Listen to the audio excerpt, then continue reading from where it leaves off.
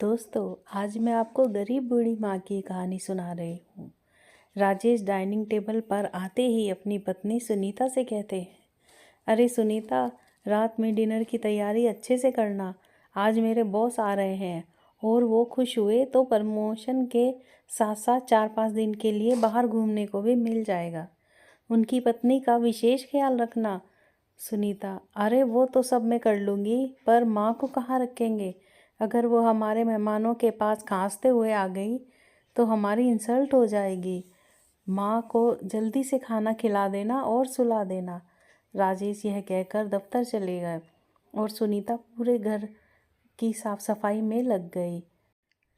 उसने अपनी कामवाली से कहा, सोना, पूरा फर्श अच्छी तरह से चमका देना, कहीं भी कोई भी एक भी दाग धब्बा नहीं होना चाहिए, और फूल पौधों को भी अच्छी तरह कटाई छटाई कर देना।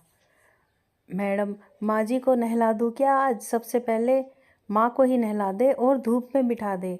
सोना माँ को नहलाने के लिए छत पर ले गई और माँ जी को रगड़ रगड़ कर नहलाया, उनके बालों में शैम्पू लगाया और फिर वहीं उन्हें धूप में कुर्सी पर बैठा दिया। माँ जी कहती है, सोना, ज़रा 1 कप अदरक वाली चाय बना कर पिला दे, बड़ी ठंड लग रही है। जी माँ जी, अभी लाती हूँ।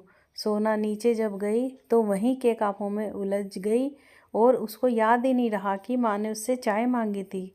चाय की राह देखते देखते माँ कब सो गई पता ही नहीं चला। अब 4 बज गए थे, ठंडी हवा चल रही थी। सुनीता भी पार्लर गई थी। सुनीता वापस आते ही, अरे सोना, माँ अभी तक ऊपर ही है, उन्हें खाना खिलाया कि नहीं? ओहो मेम साहब, मैं तो बिल्कुल भूल गई, मैं अभी जाके देखती हूँ। माई जी ने तो मुझे चाय के लिए भी कहा था। मैं नीचे आकर नीचे की कामों में लग गई और बिल्कुल ही भूल गई। जब वह छत पे गई तो माँ जी काँप रही थी। अरे माँ जी, क्या हुआ है? बड़ी ठंड लग रही है। वह उन्हें नीचे उतार कर ले आई। अरे सोना, आज माँ जी का बिस्तर कोने वाले कमरे में लगा देना। पर मेम साहब, वह तो एक स्टोर रूम है।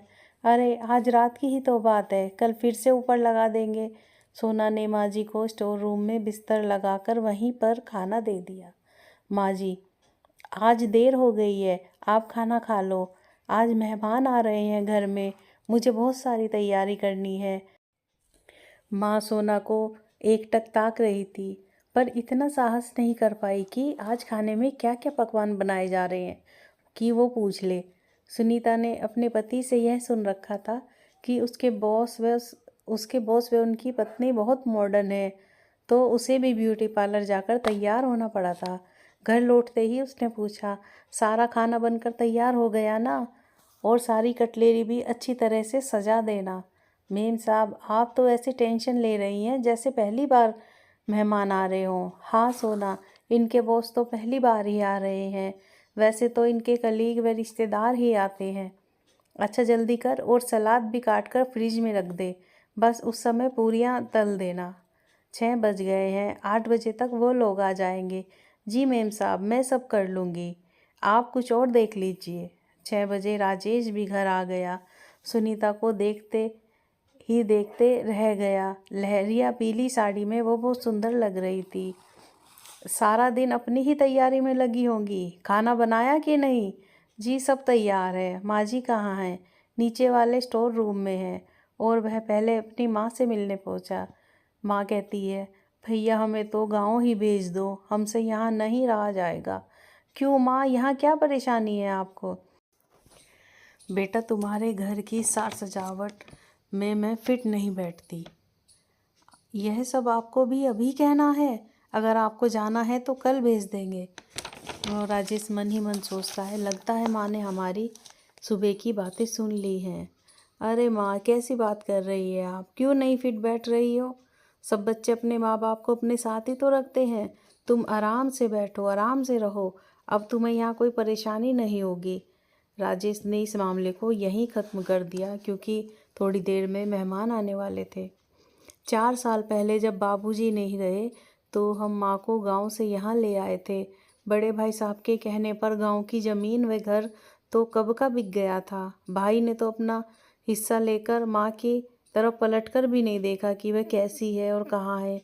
फिर बचा ही क्या है वहाँ जो माँ को वहाँ छोड़े। 8 बजे उनके मेहमान भी आ गए। पहले नाश्ता पानी कराया, फिर कुछ देर बैठ सब गेम खेलने लगे। 9 बजे सुनीता ने सबको सूप दिया। उनके घर की साज सज्जा को देखकर बॉस की पत्नी तो सुनीता की फैन ही हो गई। आपके हाथों द्वारा बनाई गई पेंटिंग्स बहुत सुंदर है, ये आपने कहाँ से सीखा? मेरा एक रूम है जिसमें बैठकर मैं ये सब पेंटिंग्स आदि बनाती हूँ। अगर आप कहें तो मैं आपको भी सिखा सकती हूँ और आपके लिए भी पेंटिंग बना सकती हूँ। Thank you Sunita.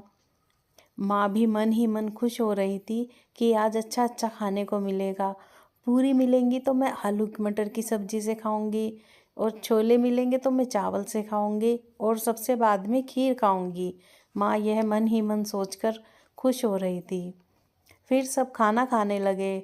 सोना गर्मा गर्म पूरियाँ देसी घी में तभी तल रही थी। उस खाने की खुशबू पूरे घर में फैल रही थी। पूरियों का स्वाद याद आते ही मुंह में पानी आ गया।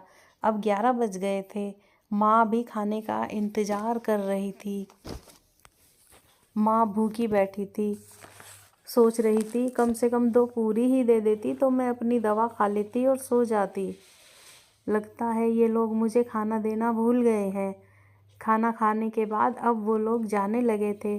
तभी बॉस की पत्नी ने सुनीता से कहा, आप अपना मुझे पेंटिंग बनाने वाला कमरा दिखा दीजिए। तो सुनीता सब सपा गई, क्योंकि उसके बगल वाले स्टोर रूम में माँ थी। कहीं माँ कोई बवाल ना कर दे।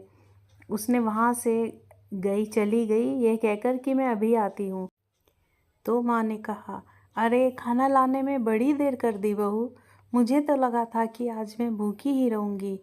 नहीं नहीं माँ, मेहमान अभी तक यहीं हैं, वो बगल वाले रूम में मेरी पेंटिंग देखना चाहते हैं। मैं आपका रूम बाहर से बंद कर रही हूँ और उनके जाने के बाद मैं आपको खाना दे दूँगी। यह बोलकर वह रूम को बाहर से बंद कर कर चली गई। इसके बाद वह सबको अपने पेंटिंग वाले रूम में लाई, जहाँ सब ने उसकी खूबसूरत पेंटिंग्स की बहुत बहुत तारीफ़ की। एक पेंटिंग तो सुनीता ने उन्हें गिफ्ट ही कर दी। माँ बगल वाले कमरे में ही थी। बॉस की वाइफ कहती है, अरे किसी के रोने की आवाज़ आ रही है। बॉस भी कहते हैं, हाँ मुझे भी आ रही है। अरे लगता है माँ जी, यह माँ जी है, आज तो ये मरवा ही देंगी, सुनीता मन ही मन सोचती है। सुनीता ने बगल वाला रूम खोला तो देखा कि माँ की आंखें रो रो कर सूज गई थी।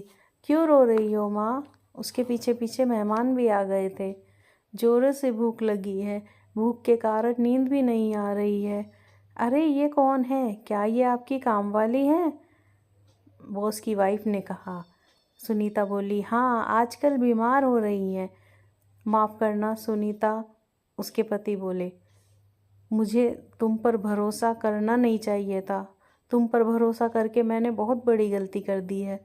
तुमने मेरी माँ की क्या हालत कर दी है। माँ की हालत का जिम्मेदार असल में तो मैं ही हूँ। मुझे ही अपनी माँ का ध्यान रखना चाहिए था। ये हमारे घर की मालकिन है, इसी का पूरा घर है। गांव वाले घर के पैसों के हिस्से से अगर मैं ये घर ना लेता तो तुम कहाँ रहती। राजेश माँ को लेकर फिर माँ के रूम में जाता है और अपने हाथों से माँ के लिए किचन से थाली तैयार करके लाता है और फिर अपने ही हाथों से माँ को खाना खिलाता है। इस पर काफ़ी टाइम हो गया था। उसने अपने बॉस को कहा, मैं पहले माँ को खाना खिला दूँ। बॉस ने कहा हाँ हाँ ज़रूर, हम चलते हैं, हम काफ़ी टाइम हो गया है। और यह कहकर वे चले जाते हैं। सुनीता का तो सारा का सारा मूड ही ख़राब हो जाता है। राजेश माँ को खाना खिलाता है। माँ की आंखों से आंसू निकल बहते हैं। अगले ही दिन बॉस राजेश का प्रमोशन हो जाता है। दोस्तों, अगर आपको ये कहानी अच्छी लगी हो तो like share comment and subscribe ज़रूर करें। Thanks for watching.